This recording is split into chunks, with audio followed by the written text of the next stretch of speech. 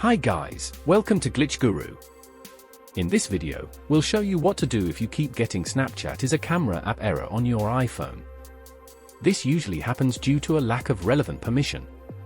Hence, the first thing you need to is open the Settings app on your iPhone. Now, scroll down to find Snapchat on the list. Then, tap on it. Here, you should see the camera option. All you have to do is enable it and the error should go away. However, if you don't see the camera toggle like me, go ahead and open the Snapchat app and close it. After that, you will need to force restart your iPhone. For that, press and release the volume up button. Then, press and release the volume down button. Then, keep pressing the power button on your iPhone. This power slider will appear, but you can ignore it.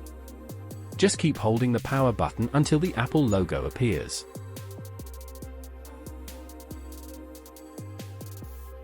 Wait for your iPhone to reboot.